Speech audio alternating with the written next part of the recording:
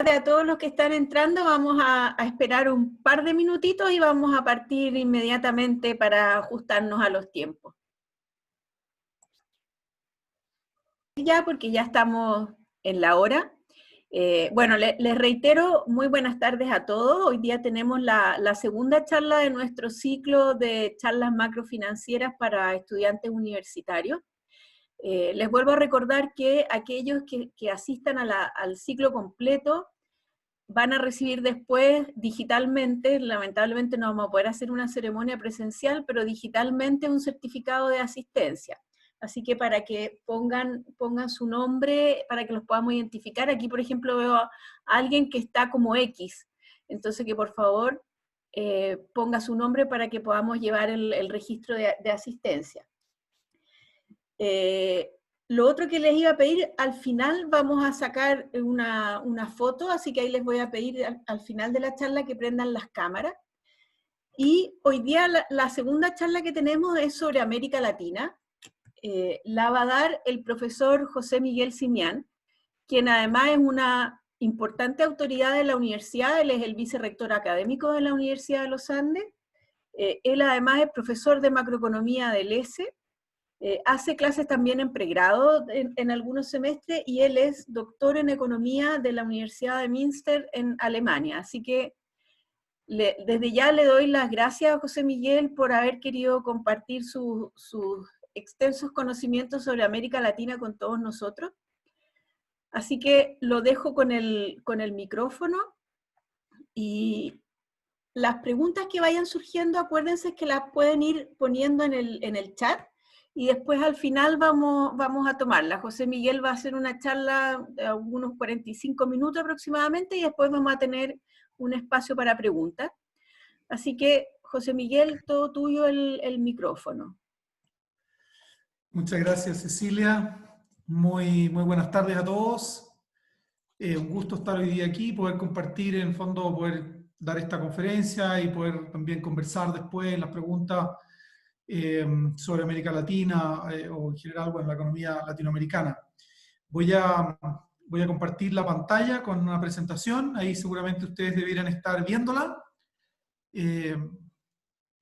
Entonces, básicamente lo que yo quiero mostrarles aquí o presentar en esta conferencia es lo que yo he llamado a veces como este drama en tres actos, ¿no? Que es un poco entender qué es lo que ha logrado América Latina en los últimos 20 años, particularmente en un periodo que fue el periodo de los commodities, con los precios de materias primas muy altos, que le dieron un impulso muy fuerte a América Latina.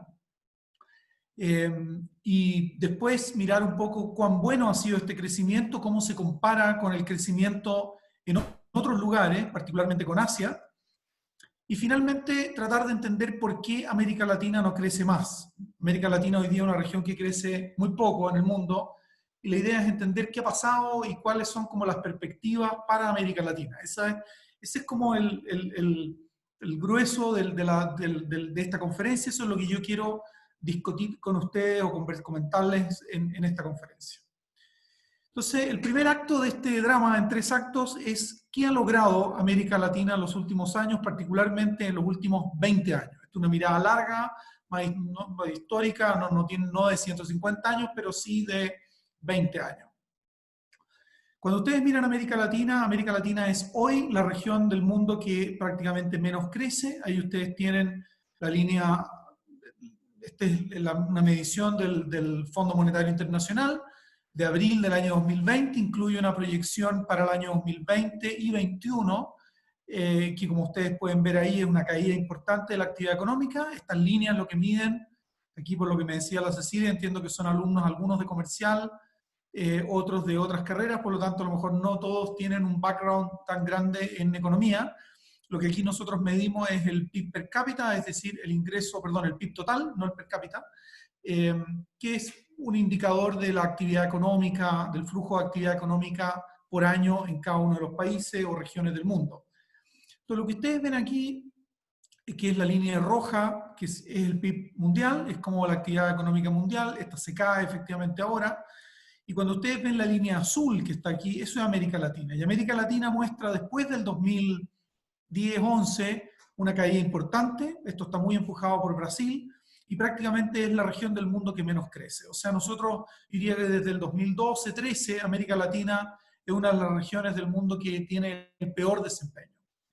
Ahora, lo que yo me quiero concentrar primero en este primer acto es lo que pasó antes de esto, en los anteriores 20 años.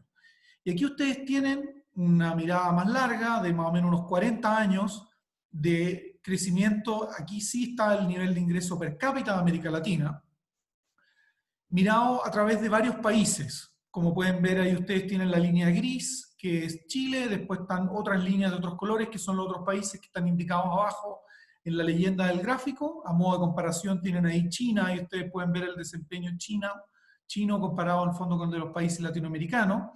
Y en general los países latinoamericanos han tenido un desempeño relativamente bueno a partir del 2000. O sea, a partir del 2000 ustedes ven un caso aquí como el de Argentina, que crece muy rápido, Chile crece muy rápido también, Perú, por ejemplo, que es la línea, Brasil, perdón, que es la línea naranja, también tiene un crecimiento bastante bueno durante el periodo entre el año 2000 y más o menos hasta el 2013-14. Después, si ustedes ven Colombia o Perú, que son las líneas que están más abajo, porque los niveles de ingreso per cápita son un poco más bajos, en general también muestran un desempeño bien importante en ese periodo. Entonces, América Latina tiene un periodo que, como digo, es el periodo que está más o menos aquí situado entre el año 2003 y el año 2014, que es de un crecimiento bastante importante.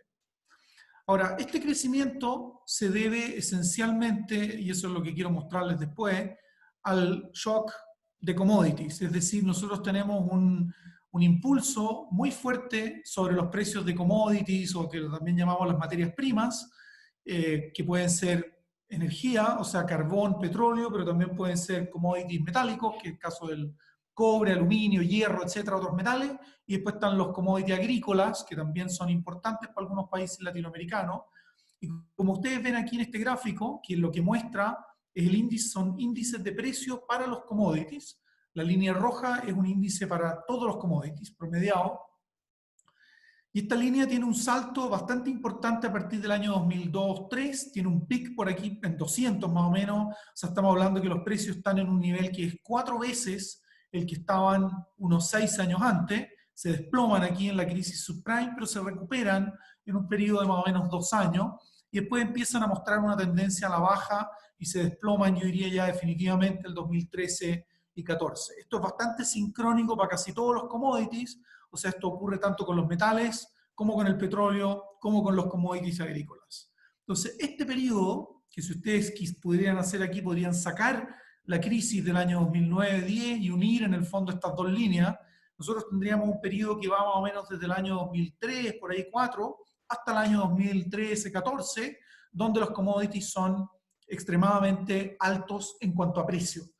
Y eso para América Latina es un gran impulso, le da un gran impulso a la economía latinoamericana, es un viento de cola súper relevante. Entonces, eso es lo que hace crecer América Latina en ese periodo. Cuando ustedes miran, hacen una mirada más larga, que es la que está aquí, ustedes pueden ver que este superciclo, que es como se ha definido en el fondo este periodo que está aquí, entre este periodo, digamos, de altos precios, es un evento que no es único, pero no es muy frecuente históricamente. Aquí ustedes tienen una serie que está compuesta por precios que son esencialmente aquí están Real Non-Oil Commodity Price, que son todo lo que no es oil, todo lo que no es petróleo, pero aquí el gran componente son metales, que están promediados. Ustedes tienen un índice que está medido en la escala, en el panel superior del gráfico, en la línea que tiene en el fondo estas puntas. Ese es el precio real, es un logaritmo ajustado por inflación en dólares, y es una tendencia que va más o menos desde 1865 hasta el 2010, o sea, un periodo bastante largo, 150 años más o menos de precios de commodity. Esos precios están aquí depurados y ustedes obtienen una línea punteada, que es la que ustedes ven aquí, que está por sobre la línea en el fondo del precio real, que muestra una tendencia a la baja prácticamente a partir ya de fines del siglo XIX, comienzos del XX, y se extiende durante prácticamente todo el siglo XX y se estabiliza aquí en un precio relativamente bajo. Cuando ustedes quieren medir el superciclo, lo que hacen aquí algunos economistas es básicamente medir cómo se desvía el precio real en el tiempo de esta tendencia de muy largo plazo. Esa desviación es la que está medida en el panel de abajo del gráfico, con estas líneas punteadas como con puntas que están aquí. Todas las líneas son punteadas, está un poco confuso, pero estas que tienen las puntas grandes, esas son las desviaciones en el fondo del precio real respecto de su tendencia de muy largo plazo. Y sobre esas desviaciones ellos calculan aquí de nuevo una tendencia, y eso es lo que nosotros llamamos el superciclo.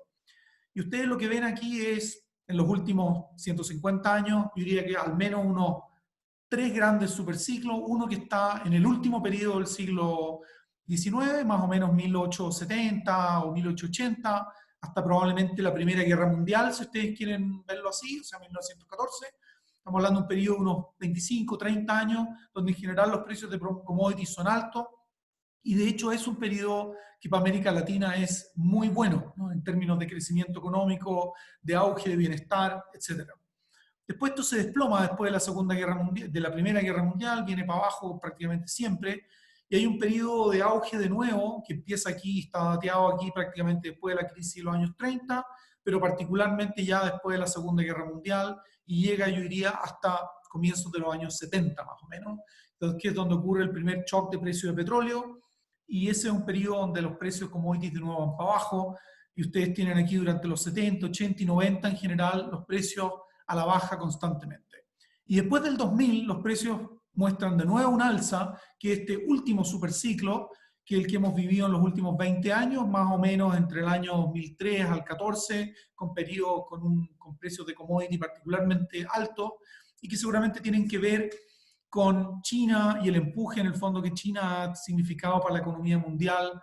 China debe comprar o ha comprado históricamente entre el 50 y el 60% del hierro mundial, el 40% del cobre mundial, el 15%, un poquito menos tal vez, del petróleo mundial. En fin, es un gran jugador para efectos de los precios de commodity por el tamaño que tiene la economía china. Entonces, ¿qué es lo que ha pasado con América Latina en este periodo? Este auge de los precios de commodity, y dado que América Latina es un continente donde la mayoría de los países vive de exportar commodities, es el caso de Chile con el cobre y otros productos también que son commodities, materias primas, el caso de Argentina con la soja, el caso de Brasil con el hierro y commodities agrícolas, el caso de Perú también con el petróleo, el caso de Colombia con el petróleo, etcétera. Ecuador con petróleo, Venezuela, un exportador de petróleo, todos los países prácticamente de América Latina son exportadores de materias primas. Entonces, esto genera un auge que no tiene precedentes probablemente en América Latina hasta un largo tiempo atrás. Genera una reducción en las tasas de pobreza, no quiero detenerme mucho en este gráfico, pero básicamente lo que muestra son indicadores de pobreza que vienen disminuyendo en toda la región. Ahí ustedes tienen las crucecitas rojas. Aquí ustedes tienen la pobreza en América Latina, esta medida en el fondo por el Banco Mundial, entre el año 80 y el año 2000 prácticamente no cambia, se mueve entre unos 45 más o menos por ciento de la población, está bajo esa línea de pobreza, que son 5.5 dólares diarios de ingreso, es una línea relativamente generosa por así decirlo, pero da un poco lo mismo si es esa o es otra, pero el efecto es más o menos el mismo. Pero ustedes ven que después del 2000 esto empieza a disminuir y llegamos a niveles en el fondo de menos de 30% de pobreza, o sea, estamos hablando de unos 15 puntos menos de pobreza en América Latina. Si ustedes lo multiplican por los no sé cuántos millones de personas que tiene América Latina como un todo, serán unos 500 millones, es un número grande, ¿no?, de personas que salen de la pobreza en América Latina en este periodo.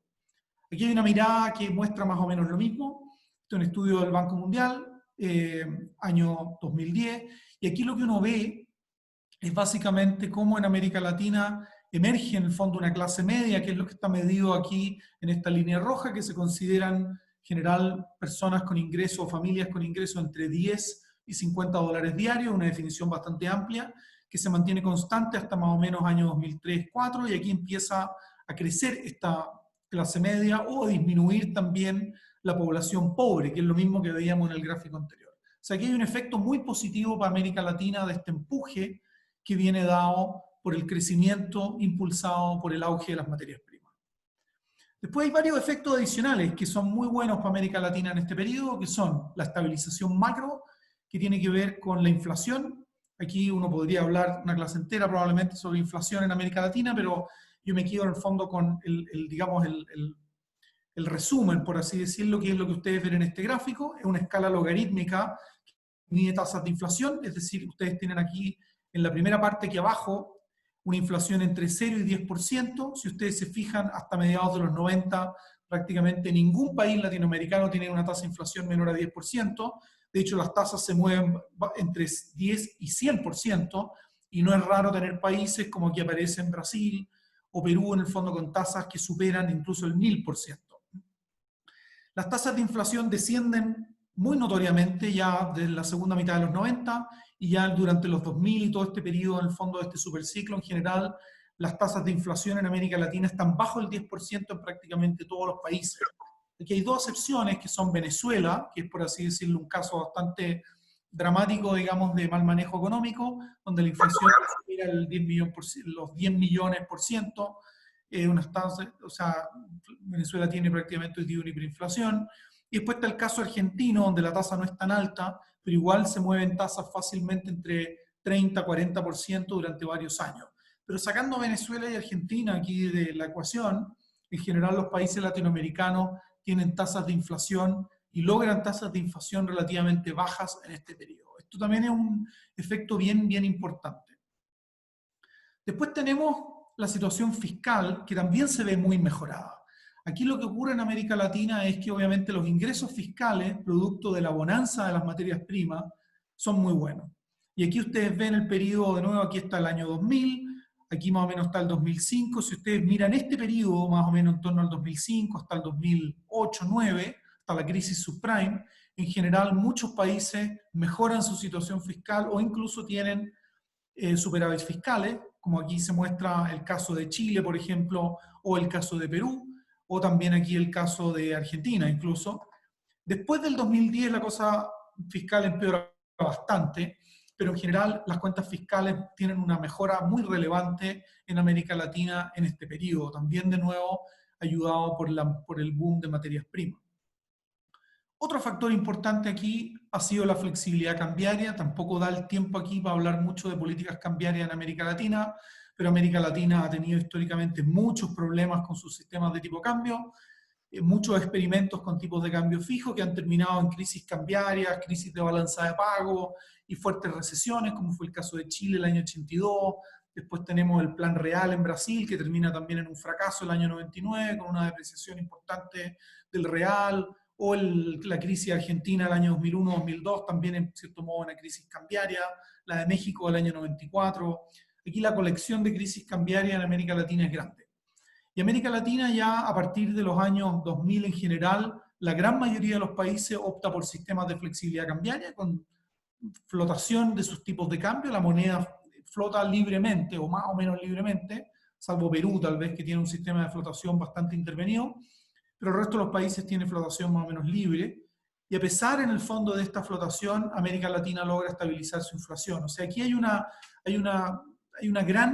gran logro de América Latina, diría yo, en estos años, de lograr estabilizar inflación, liberalizar los tipos de cambio y estabilizar también las cuentas fiscales. O sea, ahí hay, por lo menos hasta, si nosotros miramos hasta el año 2013-14, que es donde se acaba el ciclo de materias primas, la situación macroeconómica en general en América Latina es bastante buena. Entonces, ese es como el primer acto de esta historia, que es como la parte positiva, que es decir, mira lo que significó el impulso de materias primas para América Latina durante sobre todo el periodo 2003-2004 hasta el año 2015. Ahora, aquí viene mi segunda pregunta que yo les comentaba al comienzo, que es ¿cuán bueno realmente ha sido este crecimiento? Y aquí es donde la cosa empieza a pintar tal vez menos bien. Ustedes tienen aquí el ingreso per cápita, esto es el PIB per cápita de cada país, de los países latinoamericanos, que está normado en 100 el año 2003. Es decir, nosotros suponemos que todos tienen un PIB per cápita de 100 el año 2003 y aplicamos las tasas de crecimiento del periodo posterior para poder ver cómo evoluciona el PIB per cápita en comparación. Y aquí lo que nosotros vemos es que América Latina, si bien tiene un desempeño que es razonable, ustedes lo ven aquí en estas líneas que están aquí abajo, se mueve a niveles de 100, a niveles de 200 en algunos casos, y un poco menos en otros casos. O sea, tenemos un aumento más o menos entre 50 y 100% en total, en todo el periodo del PIB per cápita de varios países latinoamericanos. Cuando nosotros esto lo comparamos con China, China en el fondo lo que logra en este periodo es multiplicar por más de 4 su nivel de ingreso per cápita, incluso India lo multiplica por 3. O sea que hay dos países que no son exportadores de materias primas y que tienen un crecimiento mucho mayor que el que tiene América Latina en el mismo periodo. A pesar de América Latina estar siendo impulsado por las materias primas, que uno podría decir, bueno, está ayudado, sí, pero así todo el crecimiento no es tan rápido. Aquí hay un tema de base de comparación. China y India parten de ingresos per cápita mucho más bajos y en ese sentido es más fácil crecer más rápido, pero así todo hay algunas dudas respecto de cuán bueno es el crecimiento de América Latina. Voy a saltar esta lámina, déjenme ir a esta que me parece que es la más interesante. Aquí hay una comparación con Estados Unidos, déjenme tratar de explicarles esta tabla porque tiene mucho número. Aquí lo que ustedes ven es lo siguiente. Esta tabla lo que muestra es el nivel de ingreso per cápita que tiene cada uno de los países que están ahí, que son Argentina, Brasil, Chile, Colombia, México, Perú, aquí pongo como comparación Corea y China, respecto de Estados Unidos. Es decir, aquí lo que nosotros estamos diciendo en este primer número que está aquí, este 50,2, es que Argentina tiene un nivel de ingreso per cápita que es el 50% del ingreso per cápita de Estados Unidos en 1980. Brasil el 38%, Chile un tercio más o menos, 27%, Colombia el 22%, México el 46%, o sea, México es casi la mitad del nivel de ingreso per cápita de Estados Unidos que lo que era el año 80, año 80, Perú un cuarto, 24%, 25%, Corea era un 17% del ingreso per cápita de Estados Unidos del año 80 y China un 2,5% del año 80. China estaba recién empezando su proceso de reforma y era un país el año 80 extremadamente pobre. Si nosotros nos vamos al año 2000, ustedes tienen el mismo indicador.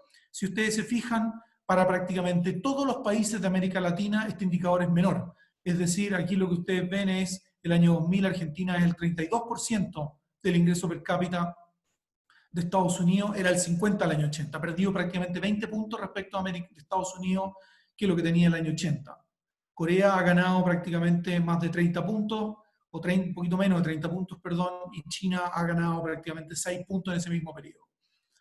Cuando ustedes se van aquí al año 2017, que es el último dato que yo tengo aquí incorporado, Argentina es 35, Brasil es 26, 41, etc. Entonces aquí están los cambios.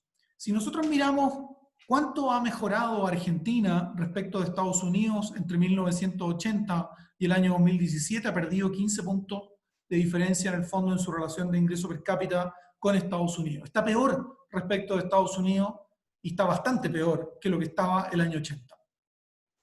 Brasil ha perdido 12 puntos, Chile ha ganado 15 puntos, de los pocos países latinoamericanos que se compara mejor con Estados Unidos el año 2017 que el 80. Colombia ha ganado 2,3 puntos, muy poco. México ha perdido, Perú ha perdido, Corea ha ganado casi 50 puntos de ingreso per cápita y China 25. Si nosotros miramos entre el 2000 y el 2017, que es el periodo más rápido de crecimiento que ha tenido América Latina en mucho tiempo, que es lo que veíamos recién, ustedes ven cuánto ha recuperado América Latina respecto de Estados Unidos en ese periodo. Ahí las cifras son positivas en todos los casos, pero la recuperación no es tan alta tampoco. Aquí ustedes ven en la antepenúltima columna, esta columna que dice Bell, que es la velocidad, y a la velocidad en el fondo que los países están cerrando el gap que tienen con Estados Unidos, suponiendo aquí Estados Unidos como benchmark de ingreso per cápita. Y Argentina está cerrándolo a 0,4% por año. Esto implica que Argentina necesita, para llegar a lo que yo llamo aquí el T70, que es el 70% del ingreso per cápita de Estados Unidos, necesita 160 años, necesita 250 años para llegar al mismo nivel de ingreso per cápita que tiene Estados Unidos. Brasil necesita 350 años, Chile necesita 30 años, prácticamente un poquito más, para llegar al 70% del nivel de ingreso per cápita. Eso todavía podríamos verlo nosotros, pero falta harto. Colombia necesita 60 años, México, como está cayendo, necesita infinito, Perú necesita casi 50 años. Corea en 2 años tiene el nivel de ingreso per cápita. Hoy día Corea ya tiene el 70% más o menos de ingreso per cápita de Estados Unidos. En 18 años va a tener el 100%, va a ser un país en términos de ingreso per cápita equiparable a Estados Unidos. China necesita 12 años para llegar al 70% del nivel de ingreso per cápita de Estados Unidos si mantiene el ritmo de crecimiento que tenía en el periodo entre el 2000 y el 2017. China cierra el gap que tiene con Estados Unidos a 7,6% por año. Es muy rápido el crecimiento chino comparado con casi cualquier otro país del mundo. No digo que esto vaya a continuar en el futuro, pero cuando ustedes ven las cifras, ustedes miran aquí y dicen, la verdad a América Latina le queda mucho, mucho por delante. ¿Por qué no crece más América Latina? Aquí voy al tercer acto y la parte como más fundamental de esta clase. Déjenme hacer un breve resumen, en el fondo, de decir, bueno, ¿qué es lo que necesita un país para que crezca su nivel de ingreso per cápita? El nivel de ingreso per cápita es lo que cada persona, entre comillas, puede producir en un año. Y esa producción anual es lo que nosotros llamamos productividad. Cuando nosotros tenemos un PIB per cápita de $5.000 al año versus 10.000, 20.000 o 50.000 que tiene, por ejemplo, hoy día Estados Unidos, bueno, ese es un PIB per cápita que es producido en las mismas 24 horas o en los mismos 365 días del año. Por lo tanto, la única manera de producir más es siendo más productivo. Entonces, ¿qué es lo que ayuda a la productividad? Aquí hay 4 cosas, probablemente hay muchas más, digamos, pero yo me centro en 4 cosas esenciales que me parecen importantes. Uno, capital físico. Nosotros necesitamos fábrica, necesitamos equipo, necesitamos capital invertido, necesitamos infraestructura. Los países tienen que hacer inversión en capital físico. Ese es un elemento importante.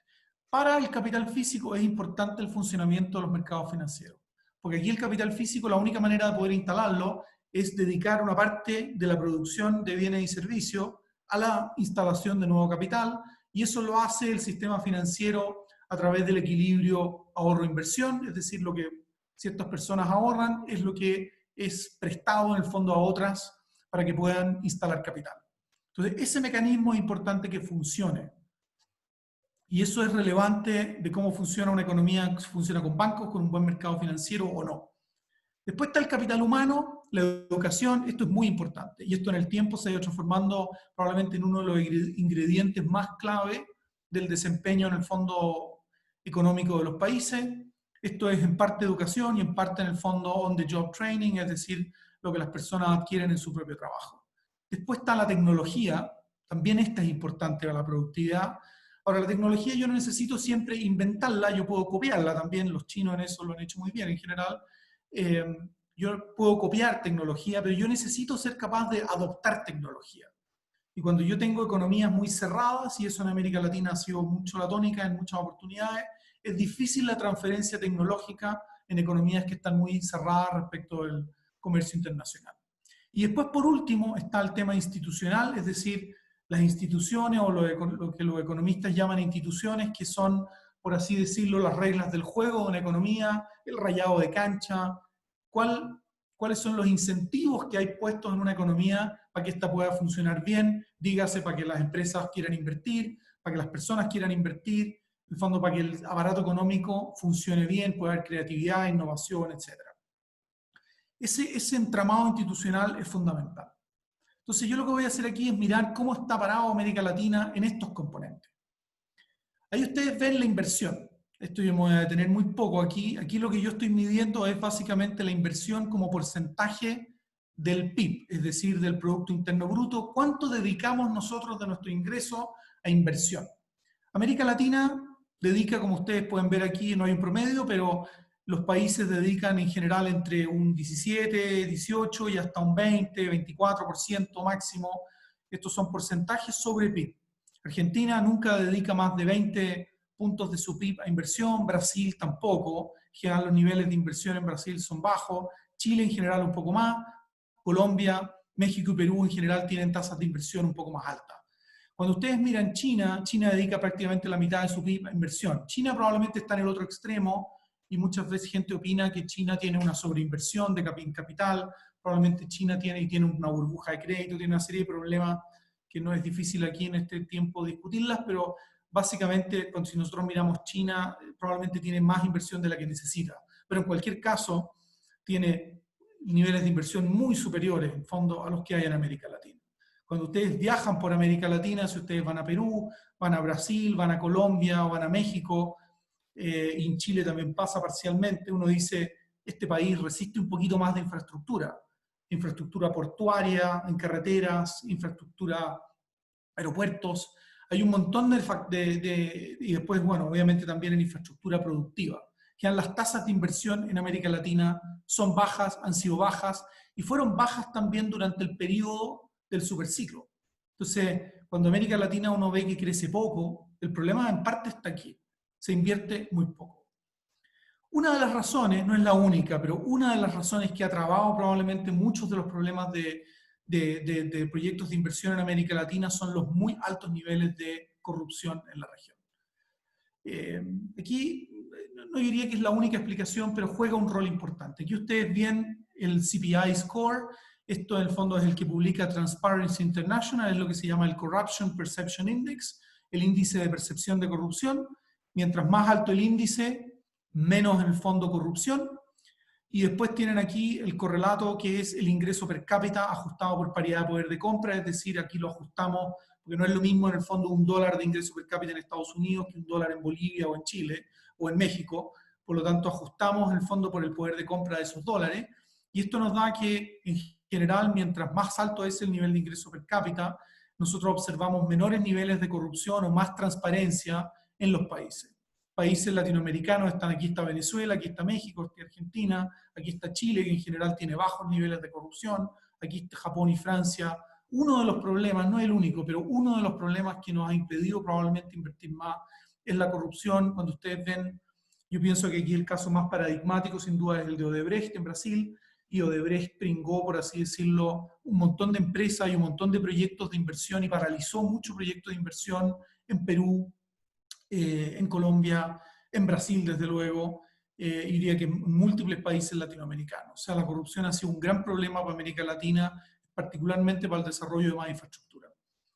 Ahí, bueno, les cito este paper en el fondo del Fondo Monetario hace unos años atrás, donde el Fondo Monetario dice más o menos la corrupción podría en el fondo impactar en unos 3 puntos menos de crecimiento en general a los países. O sea, la corrupción es un gran problema para América Latina. Voy al segundo elemento, que es educación. Aquí hay dos indicadores que son importantes. Uno es tratar de medir la cantidad de educación y lo otro es la calidad de la educación. En la cantidad de educación, América Latina no está tan mal. Cuando ustedes miran aquí la evolución, aquí yo lo que estoy mirando es básicamente la cobertura de educación terciaria bruta de países latinoamericanos. Aparece también aquí China y Corea. Uso de la educación terciaria, que es la educación superior, básicamente, puede ser universitaria o no, porque la educación escolar en general no es muy interesante mirar porque América Latina tiene tasas de analfabetismo muy bajas y en general las tasas de cobertura de educación básica y media son altas. Pero cuando ustedes miran la educación terciaria, el mapa cambia bastante.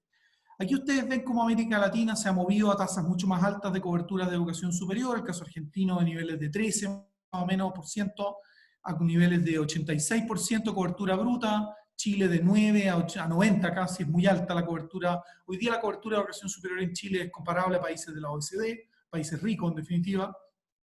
Perú también se ha movido a tasas bastante altas, etc.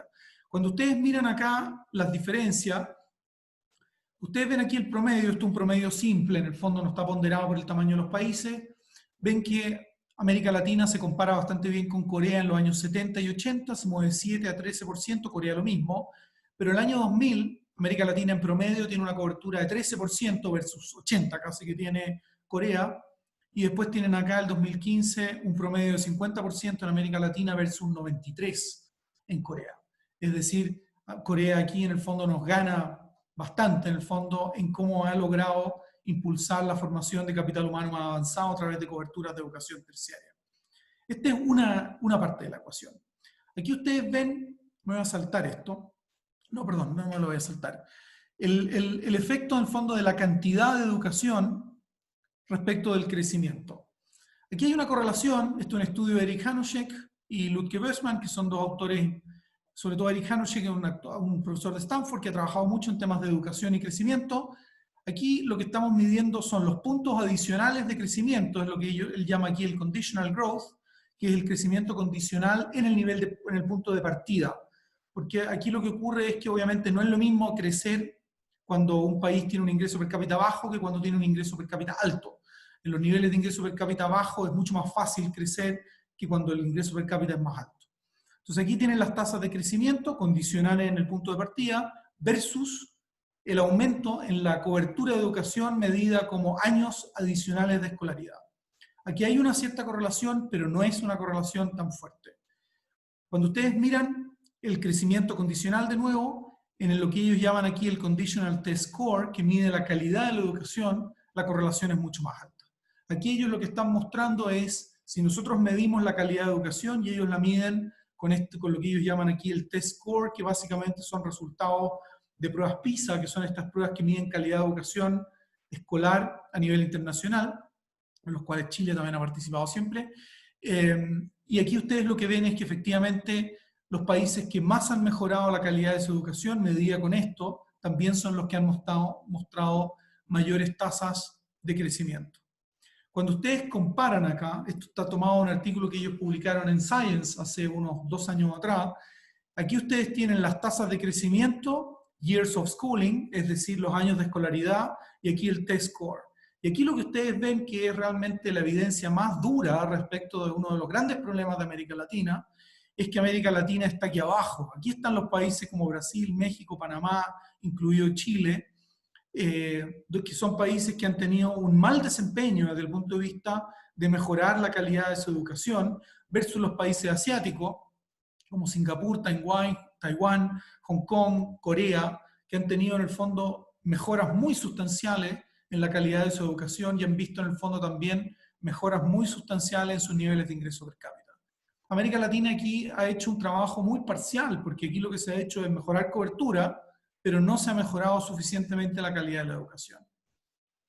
Cuando ustedes miran, estos son datos más antiguos, cuando ustedes miran datos más recientes, aquí está la prueba PISA 2015, estos son informes de educación de la OECD, y lo que muestra la OECD es que la proporción de alumnos de bajo rendimiento, que es lo que miden las barras, aquí está el promedio de la OECD, que esta cifra, este número probablemente ustedes ni lo leen, yo no lo leo tampoco, pero esto está más o menos en torno al 20% por ahí, está el promedio de la OECD, que es el promedio de alumnos que tienen un rendimiento bajo un cierto nivel.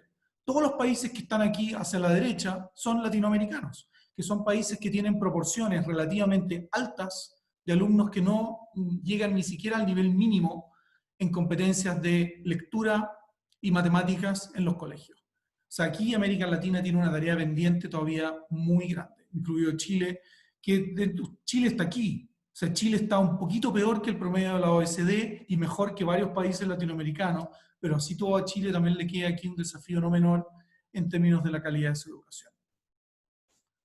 Cuando nosotros miramos movilidad social y educación, nosotros nos encontramos aquí, llamémoslo así, en el peor cuadrante.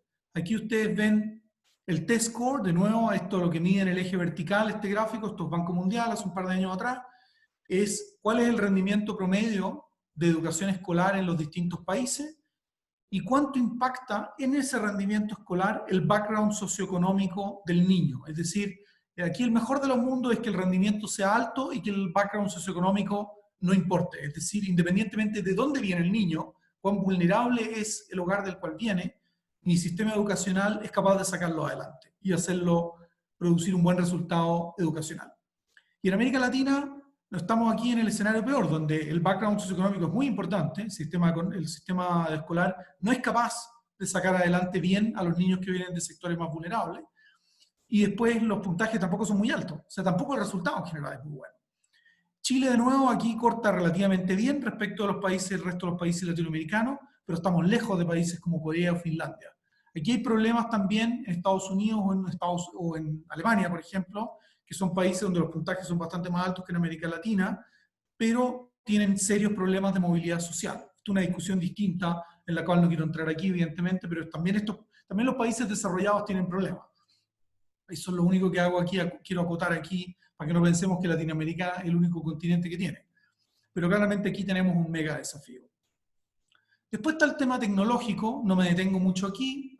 Esto es una muestra sencillamente, un indicador, pero es bastante, dice mucho. Aquí ustedes tienen las postulaciones o aplicaciones de patente por cada 1 millón de habitantes en países como Argentina, Brasil, Chile, Colombia, México, Perú.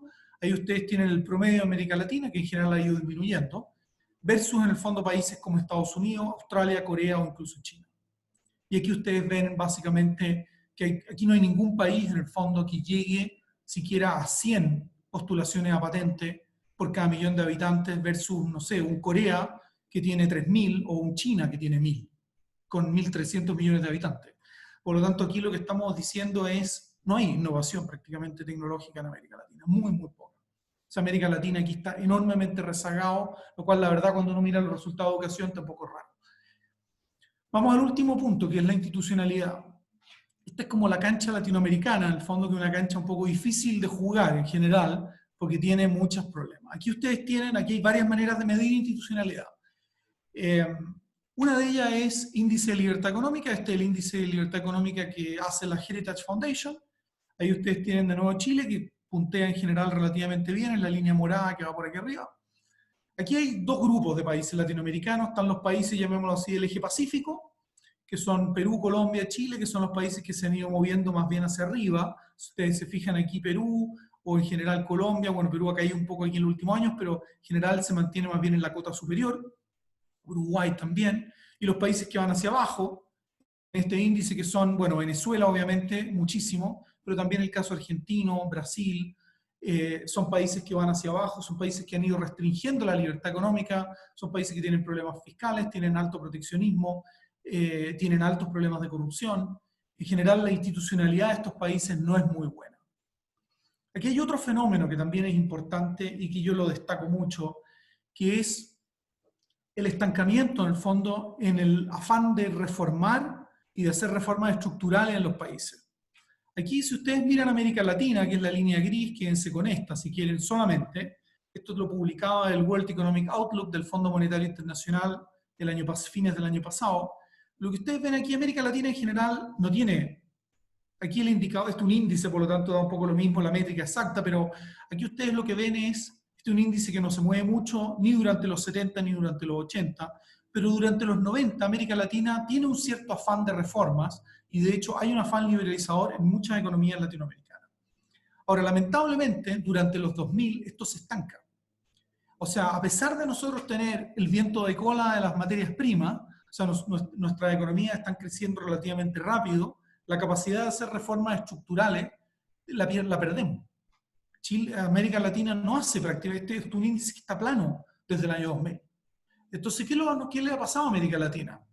Perdemos el viento de cola, se desploman los commodities y América Latina no tiene cómo crecer. Porque lo que hace crecer, que es inversión en capital físico, capital humano, tecnología y marco institucional, la verdad no ha mejorado mucho en los últimos 20 años, más bien nada. Entonces, este es un componente que hace pensar que América Latina, si no hace más reforma y no hace cambios importantes, no puede crecer demasiado. Le cuesta mucho. Por eso, en el fondo, América Latina está en ese sentido tan rezagado. Hay un elemento adicional que también lo destaco, que es la informalidad del mercado laboral. Este gráfico quedó un poquito chico, la cifra, ustedes no deben leerlo nada, yo apenas lo leo también. Ustedes tienen en el eje derecho GDP per cápita, estamos midiendo el ingreso de los países, y en el eje vertical, y en el eje horizontal está medido más o menos, por así decirlo, el tamaño de la economía informal. Aquí el indicador que estamos usando es el porcentaje de personas que están empleadas por sí mismas, lo que llaman aquí los americanos el self-employed, que básicamente es un indicador, no el único, pero de informalidad. Si ustedes se fijan, a mayor porcentaje de informalidad o de personas que están empleadas por sí mismas, empleo, digamos, ¿cómo se llama esto? Por cuenta propia, que llamaríamos en Chile, el nivel de ingreso per cápita es menor, perdón. Si yo tengo en el fondo más gente empleada en empresas, etcétera, que está empleada por empresarios o en sectores empresariales, el nivel de ingreso per cápita es mayor. En general nosotros logramos mayor productividad dentro de las empresas que fuera de ellas. Entonces, uno de los problemas que tiene América Latina son sus altos grados de informalidad. Yo me detengo aquí un minuto nomás en este paper de Laporta y Andrei Schleifer, estos profesores de Harvard. del año 2014, esto está publicado en el Journal of Economic Perspectives, y ellos lo que muestran es básicamente lo que aparece en este gráfico. Ustedes tienen ahí el crecimiento del ingreso per cápita en este periodo, que agarra una parte solamente del periodo del superciclo en Perú. Estos son datos para Perú. Y ver ahí el total annual income de los que están empleados en empresas o en organizaciones. Esos van bastante de la mano. O sea, el GDP per cápita y el ingreso de las personas que están empleadas, no por cuenta propia, sino que son contratados, va de la mano, que implica en el fondo un crecimiento de productividad. El ingreso de los que están empleados por cuenta propia, en cambio, se mantiene plano, no crece mucho. O sea, cuando yo pienso en el fondo en el sujeto que vende sopaipillas en la calle, el salto en productividad que esa persona puede dar es muy bajo. La única manera que pueda dar un salto en productividad es que yo ponga a esa persona en una actividad más productiva, que es meterlo en una fábrica, en definitiva, que es lo que los asiáticos han logrado hacer de manera bastante importante. Pero América Latina no. Y América Latina mantiene en muchos países sectores muy amplios de su mercado laboral informal. El caso de Perú debe ser el 60% de la fuerza laboral peruana, debe ser informal, en México es el 60% también más o menos, en Brasil debe ser por ahí también un poco menos tal vez, en Chile es el 25%, es una cifra también relativamente alta. Si nosotros queremos mejorar en el fondo el ingreso per cápita, este es un problema que tenemos que resolver. Me voy a saltar esto, cierro en el fondo con esto para abrir en el fondo un espacio para las preguntas. ¿Qué ha pasado en América Latina? En el fondo, nosotros hemos tenido un gran impulso de crecimiento durante el superciclo de commodities, de las materias primas. Y América Latina ha logrado, con algunas excepciones, pocas como Venezuela y Argentina, superar sus problemas de estabilidad macroeconómica. América Latina no tiene grandes problemas de inflación, ni problemas fiscales, ni tampoco problemas cambiarios. Pero no ha logrado asentar verdaderos fundamentos para crecer. Y sin commodities, o sea, se acabó este viento de cola que nos tiraba para adelante hasta el año 2013-14, cuando caen los precios de los commodities, América Latina crece notoriamente menos. Y de hecho es la región del mundo que menos crece. Esto ha abierto un espacio importante para populismos, también en el ámbito político, porque la gente venía acostumbrada en el fondo a un crecimiento bastante bueno, y por lo tanto ahora que se acabó, la gente dice, bueno, ¿qué me dan ahora en definitiva? ¿No? Como que la situación, nos habíamos acostumbrado a una fiesta que era bastante entretenida, y esa fiesta se terminó cuando los precios de commodities cayeron y los fundamentos para crecer no están. El COVID-19 en el fondo está exacerbando estos problemas en América Latina. Y en ese sentido América Latina es de las zonas económicamente más golpeadas por la crisis, particularmente por esta informalidad laboral y por la precariedad de muchas de sus instituciones, y de muchos le falta el entramado en el fondo institucional y la capacidad de crecer para poder recuperarse. Entonces, en ese sentido, yo pienso que las perspectivas para América Latina de crecimiento hacia adelante no son demasiado buenas. Ahora, al mismo tiempo, dado que América Latina ha logrado mayor estabilidad macro, tampoco aquí se va a producir necesariamente un desastre, ¿no? Porque efectivamente los países han logrado así todo mantener controlada la inflación, los tipos de cambio se han depreciado, pero en general la volatilidad cambiaria no ha afectado tanto la inflación. Las cuentas fiscales en muchos países, bueno, han venido empeorando, pero más o menos son todavía sostenibles. Entonces, en ese sentido, tampoco viene una debacle para América Latina en general. Algunos países tienen obviamente problemas mucho más grandes, como puede ser el caso de Argentina, Venezuela y algún otro. Pero lo que sí nosotros debiéramos ver es un crecimiento relativamente lento mientras estos problemas más de fondo no se aborden. Bien, esa es mi presentación. Yo lo voy a dejar hasta aquí. Para abrir espacio ahora para las preguntas, no sé, Cecilia, ahí cómo lo hacemos. Tú me dices. Bueno, muchas gracias, José Miguel. Creo que fue súper clara la explicación, la charla. Mostró los desafíos que tenemos como región. Tenemos un par de preguntas, probablemente van a llegar, no, son más. Primero pregunta Dayana Lozano, ¿cuál sería un porcentaje de inversión ideal? ¿Cuál sería la tasa de inversión ideal? A ver, aquí uno puede hacer el siguiente cálculo, un cálculo muy típico entre economistas, que es pensar en el fondo en el stock de capital. Cuando nosotros pensamos en la inversión que medimos como porcentaje de producto es un flujo, es decir, es un es un cálculo, en el fondo es una cifra que nosotros calculamos por año. Es decir, cuando nosotros decimos un país invierte 20% de su PIB, quiere decir que ese año el 20% del PIB fue dedicado al fondo de inversión. Ahora, esa inversión permanece en el tiempo. Cuando yo construyo una carretera, una fábrica, me sirve durante los próximos 15, 20 años. Por lo tanto, esa inversión lo que va haciendo es acumulando un stock de capital. Nosotros podemos tratar de hacer estimaciones de qué tamaño tiene ese stock de capital. Y lo que los economistas habitualmente calculan es que el stock de capital de una economía se mueve entre aproximadamente 3 y 4 veces el Producto Interno Bruto de la economía, más o menos. Si nosotros pensamos en que esa inversión se deprecia al, pongámosle, 5% por año, es decir, la inversión en 20 años pierde todo su valor, esto implica que nosotros necesitamos invertir entre 15 y 20% de nuestro PIB solamente para mantener el stock de capital. Si nosotros queremos incrementar el stock de capital, necesitamos probablemente tasas de inversión sobre ese número. Y ahí yo me pensaría en cifras de 25, 30%, son cifras en el fondo que uno diría ya empiezan a ser más razonables. Chile, de hecho, tampoco hay que llegar a las cifras chinas. China yo creo que tiene un problema por el otro extremo. Pero en el caso, cuando uno mira economías como Corea, por ejemplo, en sus mejores momentos, Corea es una economía que tiene tasas de inversión entre 30 y 35%. Hoy, exactamente hoy día no lo sé, pero históricamente esas han sido las tasas de crecimiento, o sea, de inversión en Corea. O sea, una tasa más cercana entre 25 y 30%, yo creo que serían tasas muy deseables para América Latina. Pero las tasas que vemos, o sea, uno mira a Brasil en los últimos años, las tasas de inversión nunca superan el 20%, algunos años llega al 16, 17% de inversión. Brasil es un país que invierte demasiado poco. Entonces su infraestructura se queda corta inmediatamente. Tiene un serio problema de infraestructura, lo mismo le pasa a Perú, a Colombia, a Chile parcialmente también. Perfecto, muchas gracias. Les comento además que hay otra parte de la inversión que no está considerada acá, que es la inversión en capital humano. Bueno, claro. Claro, que es súper relevante y que hay veces, por ejemplo, Estados Unidos tiene tasas de inversión relativamente bajas, pero sí invierte bastante más que América Latina en capital humano.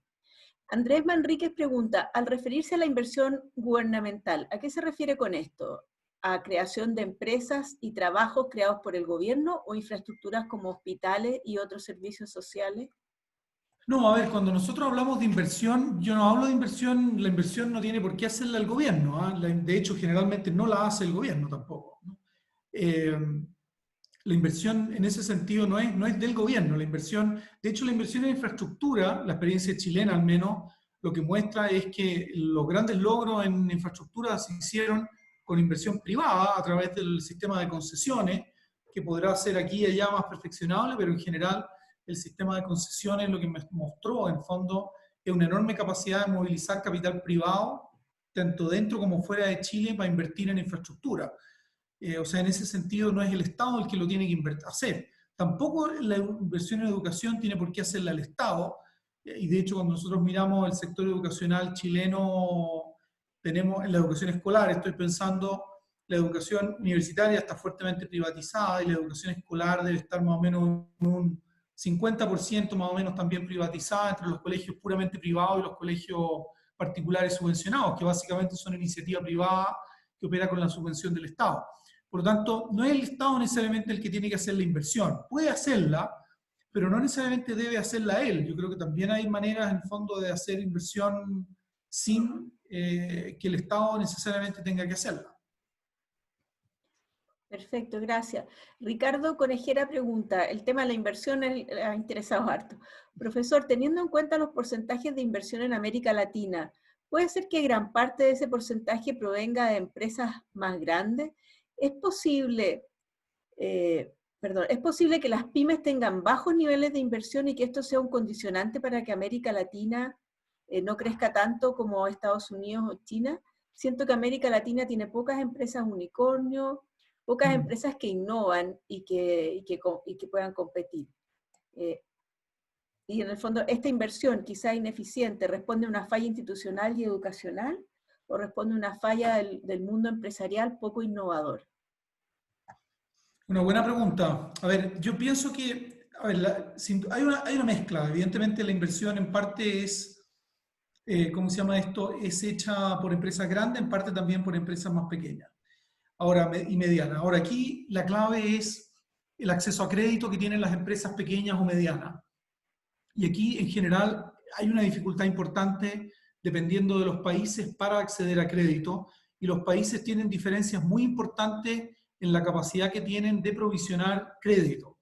El caso de Chile diría yo que es de los más exitosos en general en cuanto a crédito, pero Chile tiene una peculiaridad que es que eh, Chile tiene, a través del sistema de pensiones, el sistema de pensiones lo que logró a partir del sistema de pensiones, la reforma de pensiones con la creación de las AFP el año 81, lo que logra es ir generando un pool de capital muy grande, que lo que permite en el fondo es el desarrollo del mercado financiero chileno, que tiene unas diferencias bien grandes con otros países latinoamericanos donde esto no existe.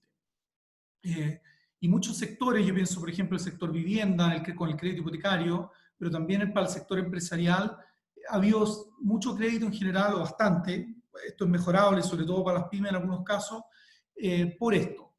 En el caso de otros países latinoamericanos esto es bastante más complejo. En el caso, por ejemplo, de Brasil, Brasil es un país donde las empresas pequeñas y medianas prácticamente no tienen acceso a crédito, muy difícil y muy caro.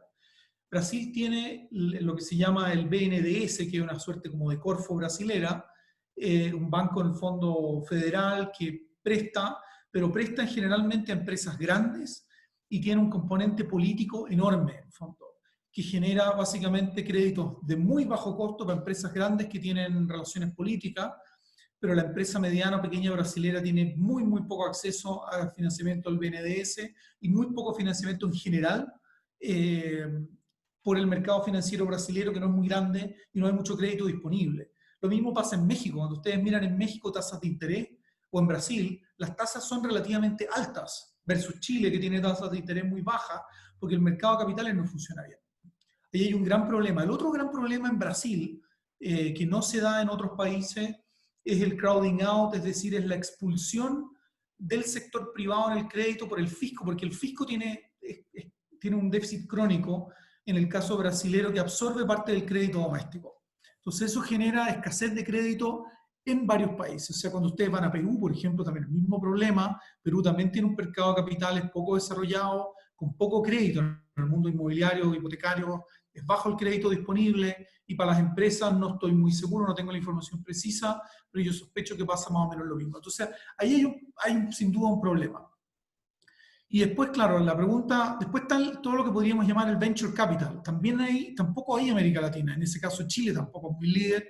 Si nosotros no tenemos suficiente venture capital, capital de riesgo, es difícil que puedan prosperar emprendimientos tecnológicos, innovadores, que son de mucho riesgo. Se fracasa la gran mayoría de ellos, por lo tanto, yo necesito un mercado de capitales que esté abocado, que tenga tecnología o conocimiento para poder prestar a ese tipo de emprendimiento. Y después la innovación, esta idea de los unicornios, que también es una buena pregunta, a mi juicio tiene que ver esencialmente con capital humano. Cuando ustedes piensan en los unicornios en Estados Unidos, o en general en lugares donde se han producido, aquí hay una cosa que tiene que ver con la geografía del empleo. Y lo que ha ocurrido en Estados Unidos es que en Estados Unidos se han formado polos de desarrollo en torno a empresas emblemáticas, o en torno, en el fondo, a capital humano avanzado, como puede ser en el fondo el sector de San Francisco, en Seattle, o en otros lugares en Estados Unidos, en Boston, etcétera, que son hubs que de alguna manera acumulan o aglomeran mucho capital humano sofisticado, que permite la transmisión de conocimiento y el que se produzcan en el fondo este tipo de startups, que para nosotros es difícil porque nosotros tenemos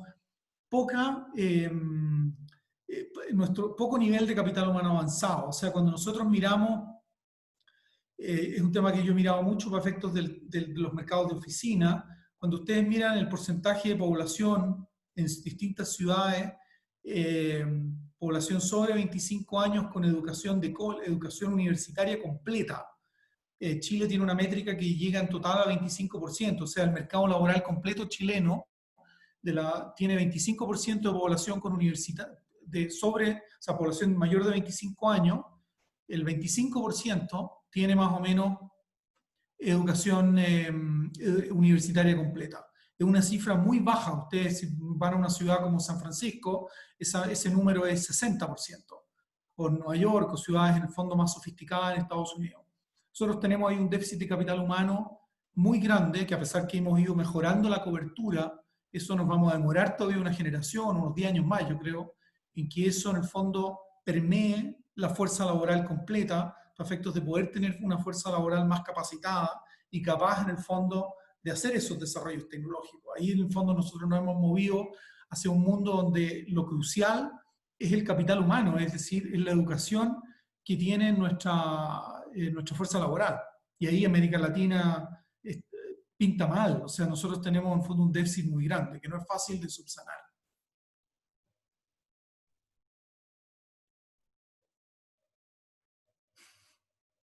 Cecilia, vamos. Sí, estaba muteada, sorry. Sí, sí. Muchas gracias. Catalina Cabello pregunta que, bueno, el diagnóstico está relativamente claro, las expectativas de crecimiento son malas. ¿Qué podemos hacer ahora como medidas concretas para mejorar?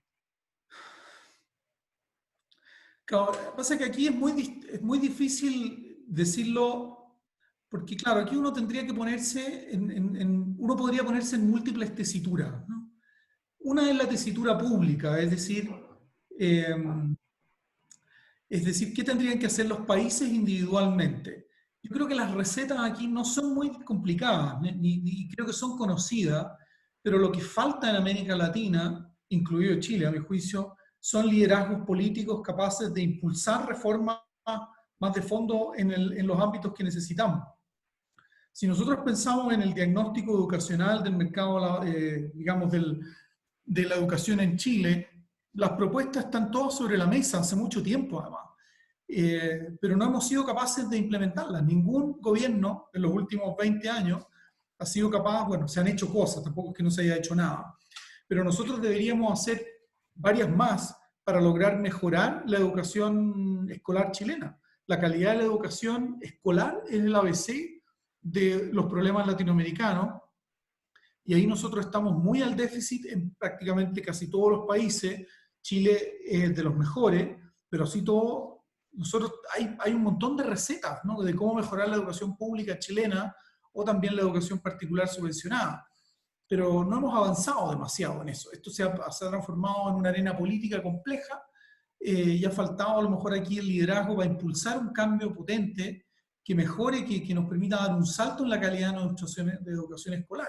Y esto mutatis mutandis pasa lo mismo en Perú, en Colombia, en Brasil o en México. México ha tenido un bloqueo de su colegio de profesores por décadas, ¿no?, que ha impedido una mejora más sustancial en la educación escolar. Entonces, eso yo creo que yo lo calificaría como la primera necesidad en el fondo para América Latina. Después lo otro que yo creo que podría hacer América Latina, pero también requiere un liderazgo político no menor, es una suerte como de big push, es decir, América Latina tiene un pool de capital humano no calificado, que es hoy día la fuerza laboral informal, que podría ocupar en la producción de manufactura, de bienes que requieran poco capital humano sofisticado, como puede ser industria textil, juguetes u otras manufacturas. Pero no lo logra América Latina. América Latina no logra transformarse en el fondo en un productor realmente competitivo de ese tipo de cosas. Entonces uno dice, ¿por qué las poleras tienen que fabricarse, o las zapatillas, en Bangladesh o en China y no se pueden fabricar en México o en Colombia o en Perú? Y eso tiene que ver también con condiciones institucionales, de regulatorias, etcétera, de nuestros mercados que impiden como un big push desde el punto de vista de inversiones en manufactura que puedan en el fondo tienen que transformarse en industria exportadora, evidentemente, y ahí nosotros no hemos logrado avanzar. Después lo otro que América Latina debiera avanzar también es en desprotección, es decir, en bajar las barreras arancelarias. Yo pienso aquí particularmente en casos como el de Argentina, Brasil. Brasil es un país que tiene barreras arancelarias muy altas, protege muy fuertemente su manufactura, o sea, probablemente hay varias industrias, uno podría pensar en la automotriz, en el acero, hay varias más en Brasil que están altamente protegidas. Brasil tendría en el fondo también un boost de productividad si lograra destrabar eso. Ahora ahí probablemente hay un lobby político de sectores que quieren impedir una desregulación en ese ámbito, eso ni siquiera se ha planteado en Brasil. Pero eso impide un salto de productividad más importante en varios países. Ahora, por el lado, esos son como iniciativas así que uno podría pensar en digamos, variopintas en América Latina. Otras cosas que se podrían hacer también es mirar, si uno quiere ver el vaso medio lleno, es verlo desde el lado empresarial. Desde el lado empresarial yo pienso que está lleno de oportunidades. O sea, cuando uno piensa en empresas chilenas que han incursionado en mercados en Perú, en Colombia, en México, han sido bastante, varias, no todas, pero varias de ellas exitosas. Ahí hay mercados interesantes que aprovechar. O sea, cuando uno mira los problemas de productividad en América Latina, un razonamiento bastante obvio es decir, bueno, veamos qué es lo que hay aquí y hasta dónde nosotros podemos aquí hacer una mejora, ¿no?, a nivel empresarial y ser competitivo. Entonces, probablemente para muchos negocios esto es una oportunidad. Cuando ustedes quieren ir a instalar una empresa en Estados Unidos, se encuentran con un mercado hipercompetitivo en muchos ámbitos. Es difícil competir allá, porque, entre comillas, todo está hecho, existe casi todo, y para todo hay buenos proveedores. Pero eso en América Latina no es así.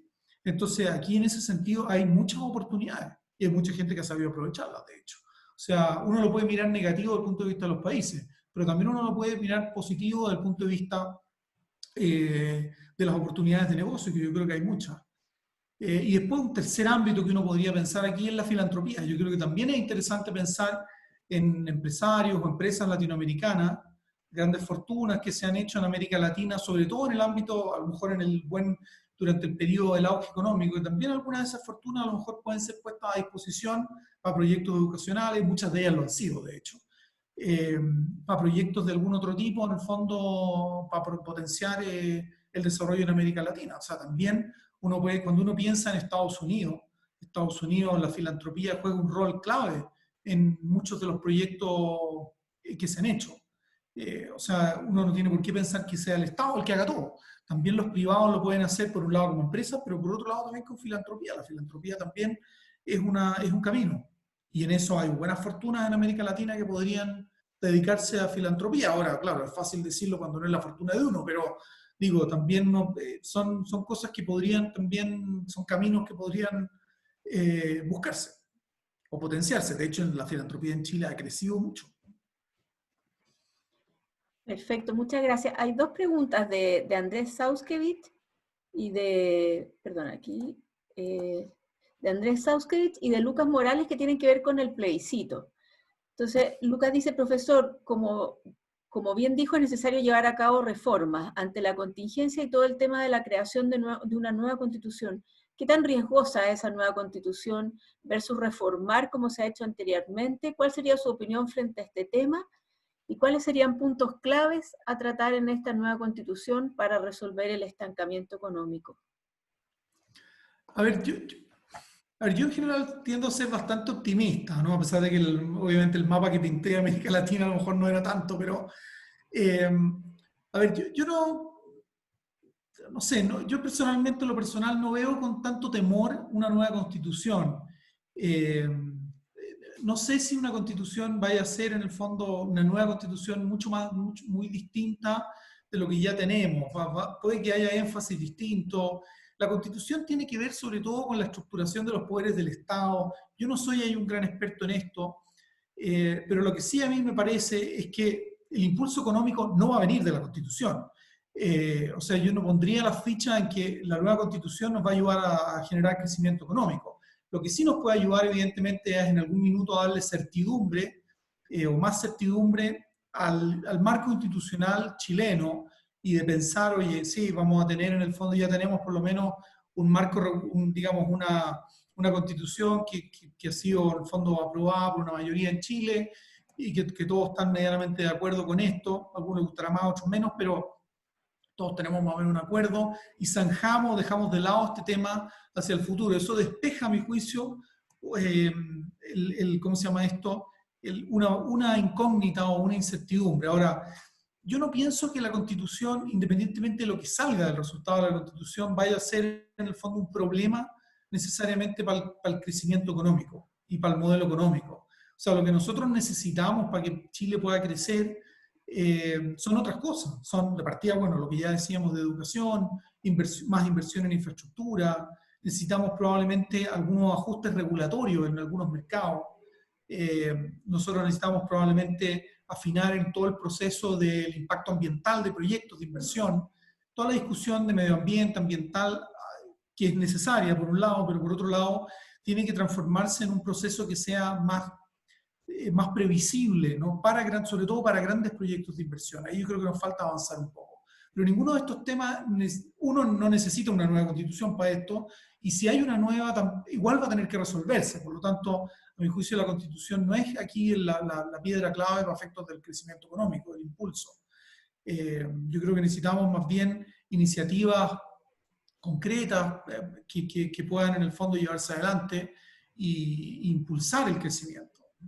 Y que requieren liderazgo probablemente un poco más fuerte, político. Perfecto, gracias. Aquí también vinculado con este tema, las últimas preguntas que quedan están más vinculadas al tema político, que tú lo señalaste respecto a lo importante que son los liderazgos políticos en este proceso de crecimiento.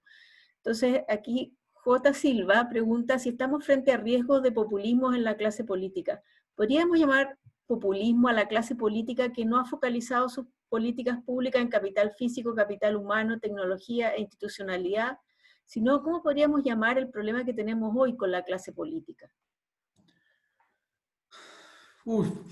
Ahora, yo no soy un politólogo, no soy un experto en ciencias políticas, yo soy economista, entonces,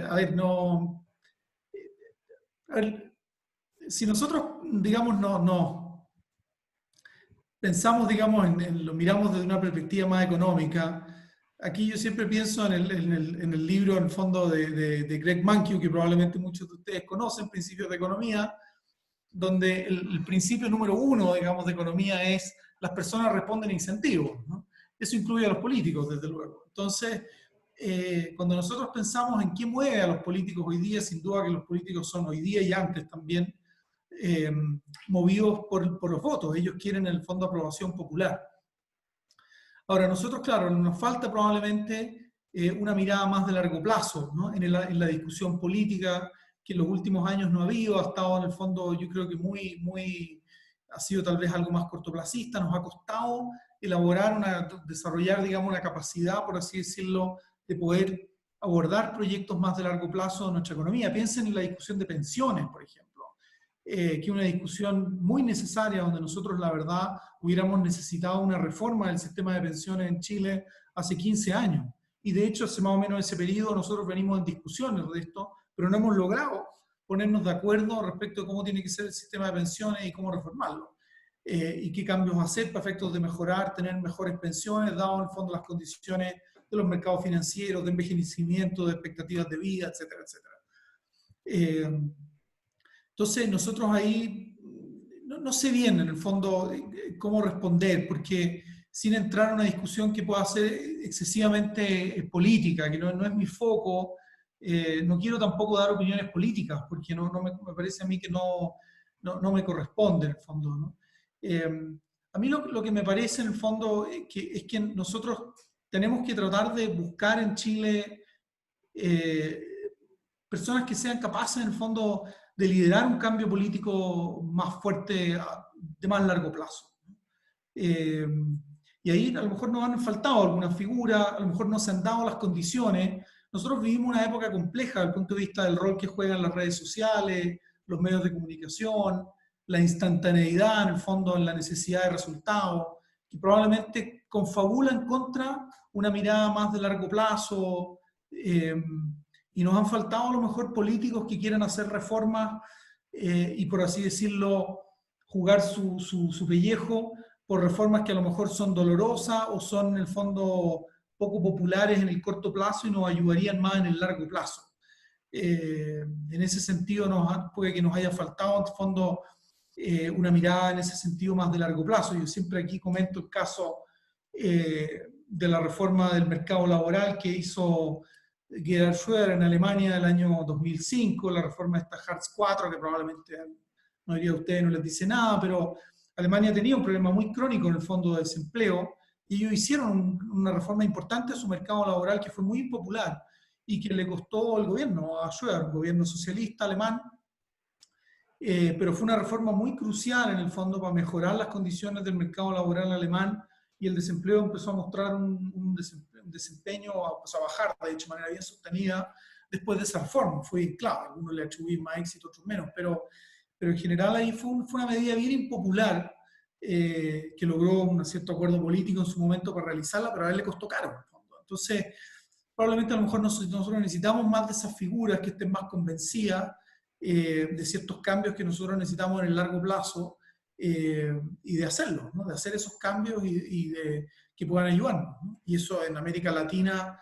Ahora, tampoco es que no se haya hecho nada, o sea, si nosotros pensamos en, estoy pensando, por ejemplo, piensen en, bueno, ustedes seguramente no lo conocen, pero la reforma del sistema de pensiones brasilero. Ahí se ha hecho una reforma, ahí Temer intentó una reforma interesante, y Bolsonaro en el fondo ha logrado ahí, yo diría, un quiebre en la discusión de pensiones brasilera, que era algo que se necesitaba hacer hace 15 años atrás o 20 años atrás, y Lula no logró hacerlo, Dilma Rousseff no logró hacerlo, y Temer tampoco logró hacerlo, aunque veían la necesidad.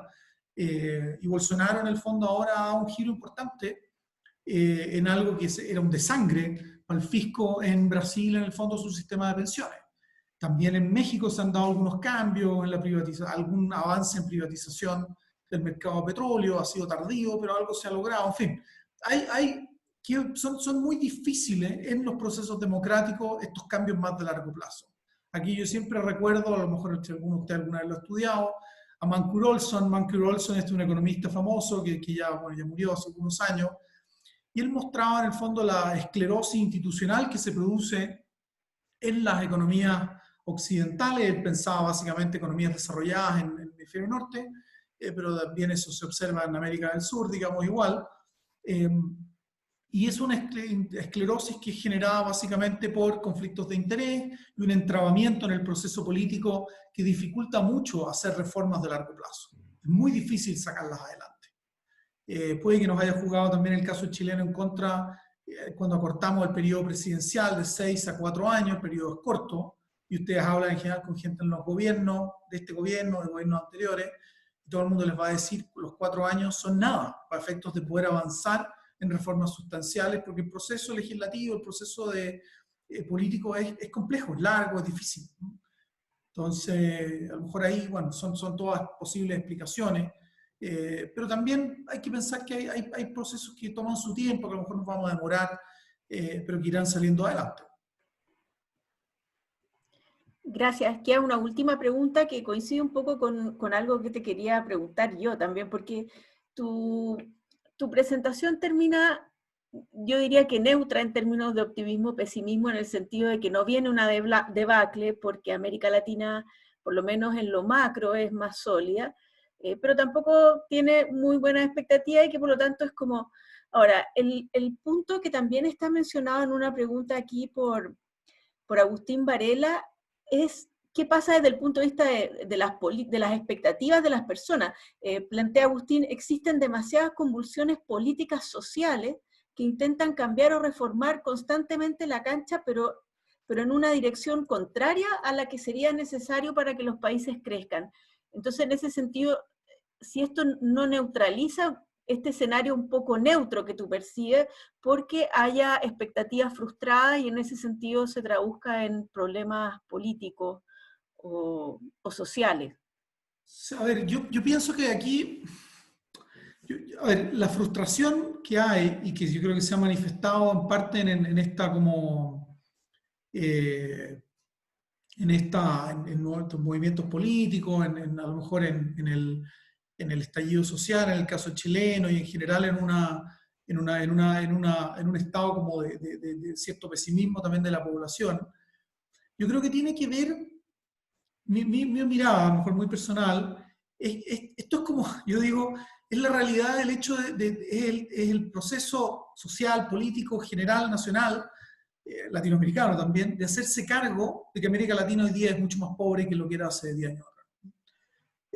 Nosotros vivimos un periodo donde creíamos, acuérdense cuando teníamos, bueno, a lo mejor no sé cuán jóvenes son todo el perfil de gente que está aquí, pero cuando teníamos un dólar en 480 pesos en el fondo, porque uno obviamente para salir a viajar era un dólar espectacular.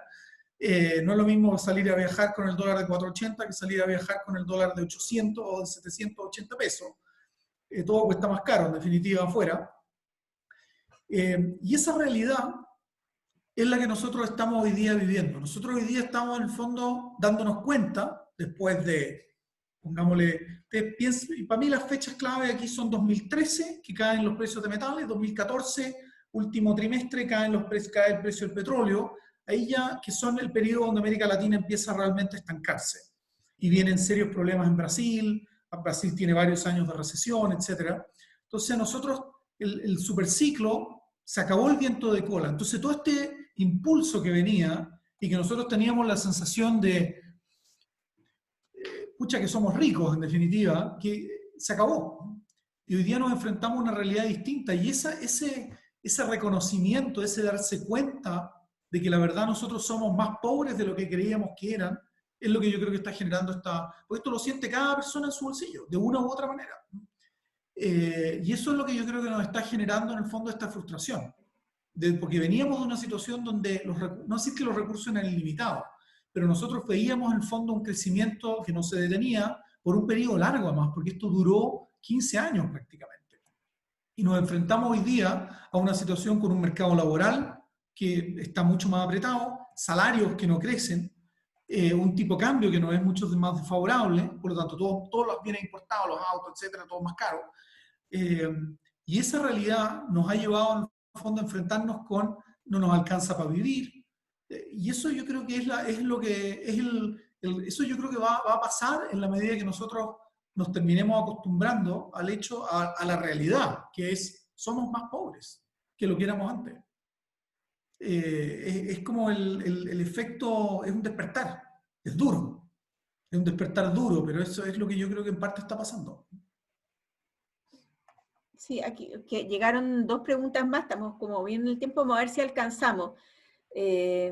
Aquí dice, Latinoamérica vivió una doble transición a fines de los 80 hacia la democracia y hacia modelos de libre mercado. ¿A qué atribuyes que no se haya avanzado en reformas de segunda generación y al contrario se haya regresado al populismo? En definitiva, ¿por qué la libertad económica, el respeto a las instituciones, etcétera, los fundamentos del crecimiento tienen mala fama en América Latina? A ver, yo pienso que el principal componente aquí llamémoslo así, es capital humano, ¿no?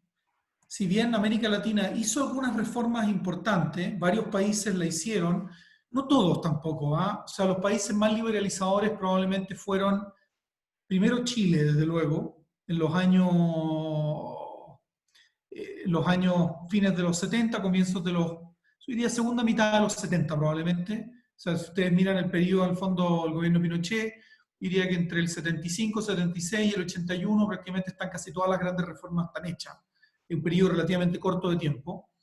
El resto de América Latina sigue mucho después, yo diría que más bien en los 90, cuando ve el modelo chileno en parte, ve el modelo asiático, y ahí empieza a crecer en la primera mitad de los 90, son el periodo de Argentina crece rápido, Brasil hace un montón de reformas también, o varias, ahí está el periodo de Fujimori en Perú.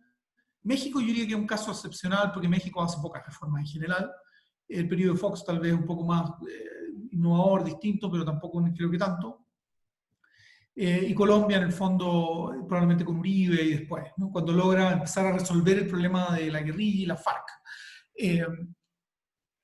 Pero lo que queda pendiente, a mi juicio, en América Latina, estas son reformas que ayudan, sin duda, y dan impulso al crecimiento. Pero nos quedamos atrás, y muy fuertemente atrás, en el tema institucional, en parte, de la configuración institucional de los países, temas de corrupción, funcionamiento del Estado. Ahí yo creo que los países no hacen mucho. Y después el otro gran tema que queda pendiente es la educación. Por lo tanto, uno se encuentra después de 30 años, 40 años, con un Perú que hace 40 años tenía 80% de fuerza laboral o 90% informal, pero hoy día sigue siendo 60%. Es muy alto todavía. Entonces tenemos una población que le falta educación, y mucho, ¿no? Entonces, eso ha generado como ha hecho que el crecimiento no venga y la gente se sienta como decepcionada de las reformas. Entonces el movimiento político como que golpea hacia el otro lado, porque dice, oye, estas reformas no nos sirvieron, porque no nos han generado un crecimiento más sostenido, que una diferencia muy radical, por ejemplo, con lo que hizo Corea. Corea, con Park, una de las grandes transformaciones de Park fue la educación. O sea, Park lo que dijo es, nosotros necesitamos transformar un país manufacturador, producción industrial, y después exportador de manufactura, y para eso necesitamos educación, y invirtió mucho en educación. Y hoy día Corea tiene en el fondo muy altos niveles de capital humano, Corea del Sur. Y eso es algo que América Latina, cuando uno Corea era un país que tenía un ingreso per cápita del año 80, que era inferior a casi cualquier país latinoamericano.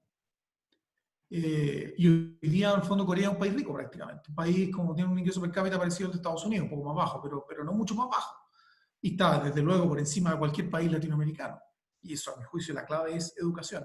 Yo creo que ahí es donde América Latina más ha fallado, incluyendo Chile, es donde más se ha hecho, pero así todo no ha sido suficiente. Sin eso, los datos de Hanushek son muy potentes.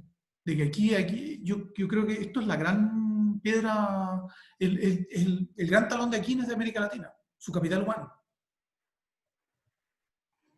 Sí, comparto. Muchas gracias, José Miguel. Queda una pregunta que es sobre Chile, pero como Chile lo vamos a tratar en la siguiente sesión, la podemos dejar pendiente. Quiero agradecerle mucho a José Miguel su disposición a contestar preguntas, su clarísima charla. Yo creo que todos hemos aprendido bastante de América Latina y además estamos, yo espero, poniendo un granito de arena en resolver el déficit que José Miguel decía que tenemos, que es capital humano. Así que si esto puede poner un granito de arena en que Chile avance, bienvenido sea. Les quiero agradecer mucho a todos que su presencia acá. Les voy a pedir que por un minuto prendan las cámaras para que podamos sacar una foto para el registro nuestro. Y quiero agradecer también a los patrocinadores del Centro de Estudios Financieros, a Principal Financial Group y al Depósito Central de Valores, que gracias a la ayuda de ellos podemos realizar estas actividades. Entonces, nos estaríamos viendo para la próxima sesión, que la voy a dar yo, y va a ser de alguna manera tomando los puntos que planteó José Miguel, pero ya mucho más enfocados en la economía chilena. Así que ahí espero verlos a todos. De todas maneras, les vamos a mandar un mail recordándoles. Así que muchas gracias y que tengan una muy buena tarde. Gracias, chao. Chao, gracias a todos. Gracias. No, gracias a ustedes. Gracias, José Miguel. No, gracias, Ángel. Siempre se aprende más, ¿ves? Gracias, gracias. Siempre se sacan cosas nuevas. Bueno, nos vemos la próxima. Que estén bien. Adiós. Adiós, Ángel.